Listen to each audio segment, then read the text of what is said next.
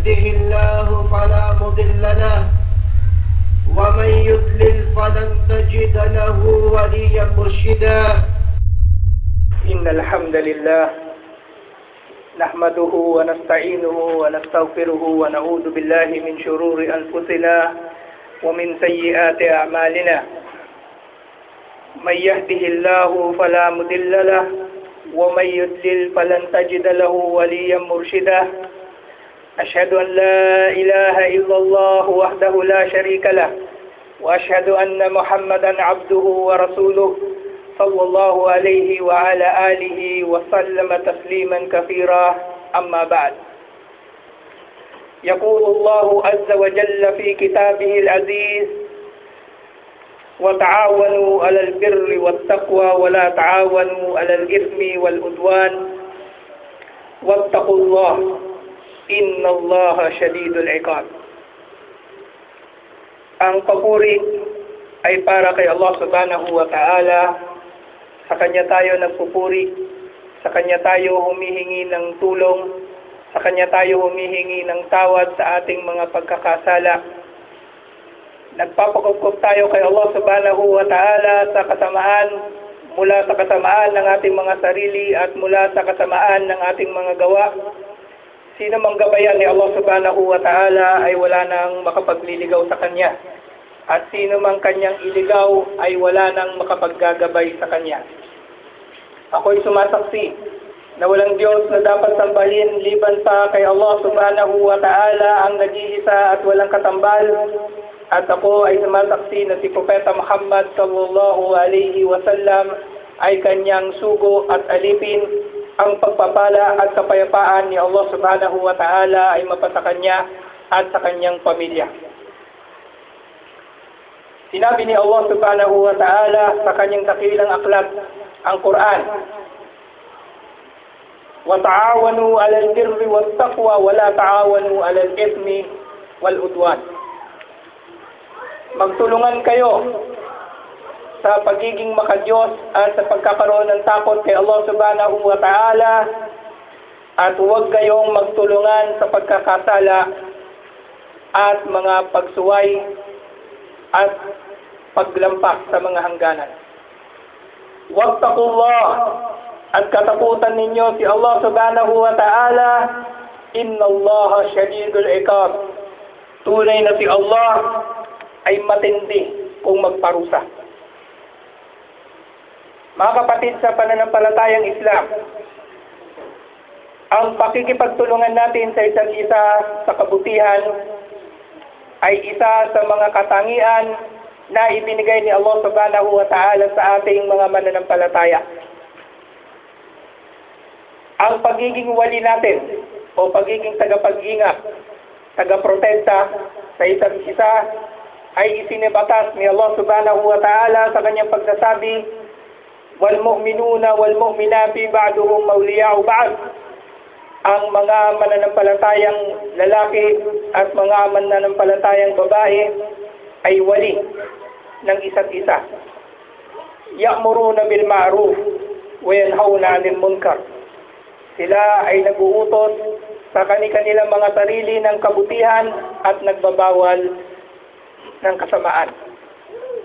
At sa iba pang mga aya ay tinukoy naman ni Allah subhanahu wa ta'ala ang kapatiran bilang katangian ng mga mananampalataya sa sinabi ni Allah subhanahu wa ta'ala: innamal mu'minuna ikhwa, na ang mga mananampalataya ay kapatid ng isa't isa. Nasa parehong pagkakataon na ito, maging tayo man ay tinuring ni Allah bilang wali ng isa't isa o kapatid ng isa't isa, ay parehong nagiging obligado para sa atin ang sinasabi ni Allah subhanahu wa ta'ala na pakikipagtulungan sa isa't isa sa kabutihan at hindi pakikipagtulungan sa kasamaan. Sinabi ni Sheikh bin Baz rahimahullah bilang pagpapaliwanag niya sa aya na ito, sinabi ni Allah subhanahu wa ta'ala: وَتَعَاوَنُوا عَلَى الْبِرِّ وَالتَّقْوَى. Ito ay utos sa atin ni Allah subhanahu wa ta'ala. Dahil ang taawanu ay sinabi ni Allah o sinambit ni Allah subhanahu wa ta'ala ng pautos sa atin na magtulungan kayo. At saan tayo magtutulungan? Magtulungan tayo sa albir at taqwa. Sinabi ni Sheikh bin Baz rahimahullah, ang kahulugan ng albir ay ang pagiging makadiyos. At ito ay dinaragdagan pa ng pagpapaliwanag ni Allah subhanahu wa ta'ala, walakinnal birra man amana billahi wal yawmil akhir. Ang tunay na pagkamakadiyos ay ang pananampalataya kay Allah subhanahu wa ta'ala at sa huling araw. At ang takwa naman, sinasabi ng mga scholars, ang takwa na bainaka wa baina azabillahi wikaya. Nang kumuha ka sa pagitan mo at sa pagitan ng parusa ni Allah subhanahu wa ta'ala ng mga bagay na pipigil sa iyo na makatanggap ng parusa ni Allah subhanahu wa ta'ala. At ito nga ay sa pamamagitan ng pagsasagawa natin ng kanyang mga iniutos at pag-iwas natin sa kanyang mga ipinagbabawal. Sinabi ni Sheikh bin Baz rahimahullah na ang pagtutulungan natin sa kabutihan ay merong pangkalahatang kabutihan. Dahil ang pagkukipagtulungan natin sa kapwa ay pagpapayuhan, pagsasaayos, at lahat ng kabutihang pangkalahatan. Sinabi ni Imam Shafi'i rahimahullah na kung meron lamang isang surah ang bababa sa mga tao ay sapat na ang surah na ito at siya ay tumutukoy sa Suratul Asr. At lahat tayo ay nakakakabisado sa surah na ito. Sinabi ni Allah subhanahu wa ta'ala, Bismillahirrahmanirrahim, Wal asr, innal insana lafi khusr, illa alladhina amanu wa amilus salihat wa tawasaw bil haqq wa tawasaw bis sabr. Na sinusumpa ni Allah subhanahu wa ta'ala sa panahon na tunay na ang lahat ng tao ay nasa pagkalugi, liban na lamang sa nanampalataya sa mga gumawa ng kabutihan at nagpapayuhan sa katotohanan at nagpapayuhan sa pagiging matiisin. Nasa komentaryo ni Sheikh bin Baz rahimahullah sa sura na ito, sinabi niya na ang apat na ito ay ang katangian na taglay ng mga matagumpay. At ang apat na katangian na ito ay hindi maaaring magkulang, bagkus ay nararapat na taglay lahat ng mga mananampalataya kung tunay na ninanais natin ang pagtatagumpay. At ang apat na katangian nga na ito, ang diwa nito ay ang pagpapayuhan na isang bahagi ng pakikipagtulungan natin sa ating kapwa sa pagiging makadiyos at sa takwa kay Allah subhanahu wa ta'ala. Ang pagpapayuhan na maaari natin gawin sa pamamagitan ng da'wa sa ating mga kapatid sa pananampalatayang Islam, pagpapayuhan sa pamamagitan ng mga pagpapaalala at iba't iba pang mga pamamaraan. Pagpapayuhan na pagtutupad natin sa sinabi ni Propeta Muhammad sallallahu alaihi wasallam, ad-dinun nasiha, na ang relihiyon ay pagpapayuhan. At bilang pagtupad din natin sa utos ni Allah subhanahu wa ta'ala, fadhakkir fa inna dhikra tanfa'ul mu'minin. Kaya magpaalala ka, dahil tunay na ang pagpapaalala ay nagbibigay ng kapakinabangan sa mga mananampalataya. Ang pakikipagtulungan natin sa kabutihan, sa pagiging makadiyos at sa pagkakaroon ng takot kay Allah subhanahu wa ta'ala ay mangangahulugan din na tayo ay magiging tagatulong ng isa't isa. Na kung hindi tayo magiging tagatulong ng isa't isa, ay tunay na wala tayong kahantungan, liban na lamang sa kapahamakan. Dahil sinabi ni Allah subhanahu wa ta'ala, وَالَّذِينَ كَفَرُوا بَعْدُهُمْ مَوْلِيَعُ بَعْدُ إِلَّا تَفْعَلُوهُ تَكُنْ فِتْنَةٌ فِي الْأَرْضِ وَفَسَادٌ كَبِيرٌ. Na ang mga hindi mananampalataya, sila ay wali ng isa't isa. Sila ay nagtutulungan sa isa't isa. Sila ay nagpapayuhan. Sila ay nagpaplano. Sila ay gumagawa ng lahat ng hakbangin laban sa ating mga Muslim.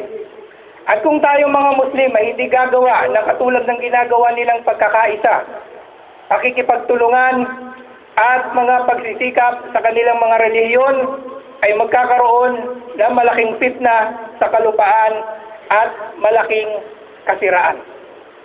Mga kapatid sa pananampalatayang Islam, ang pakikipagtulungan natin sa kabutihan, sa pagiging makadiyos at sa pagkakaroon ng takwa kay Allah subhanahu wa ta'ala ay isa sa mga susi sa mga suliranin na kinakaharap natin ngayon.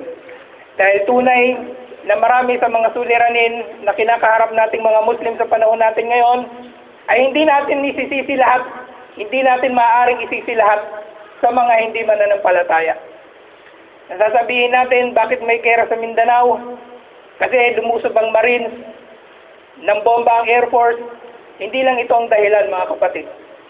Alalahanin natin ang sinabi ni Allah subhanahu wa ta'ala, ma asabakum min musibatin fa bima kasabat aydikum.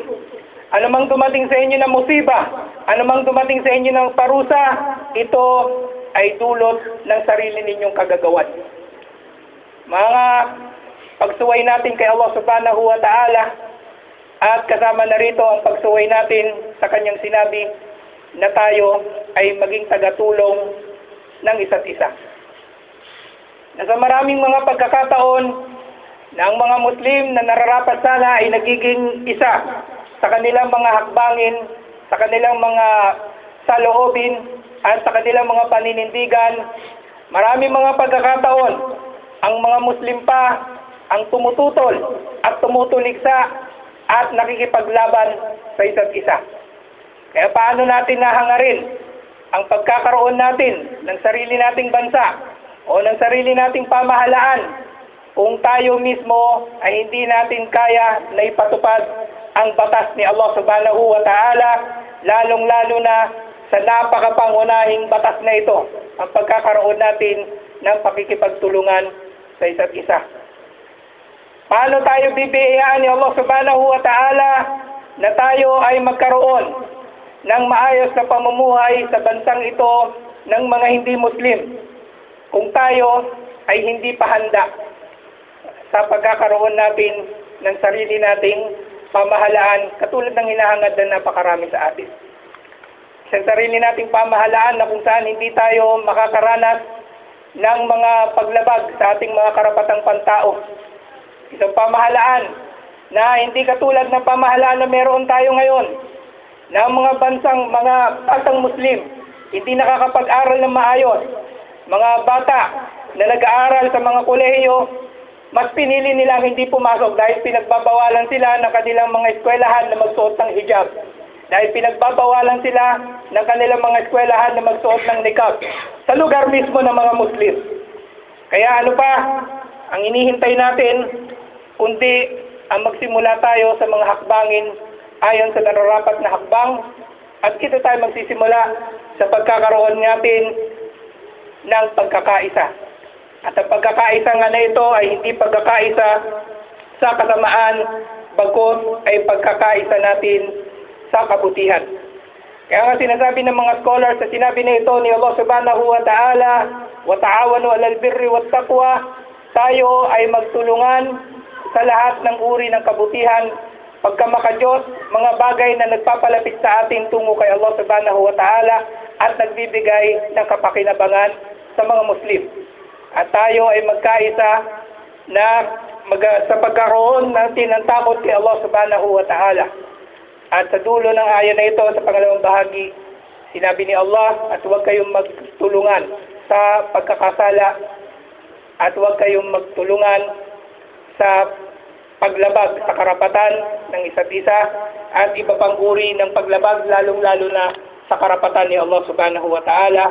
Dahil tunay na ang pinakamatinding udwan ay hindi ang udwan na ginagawa natin o yung pakikipag-away na ginagawa natin laban sa kapatid nating Muslim, bagkos ay ang paglabag natin sa mga karapatan ni Allah subhanahu wa ta'ala sa paggawa natin ng shirk at mga bid'ah o mga pagdaragdag sa relihiyon.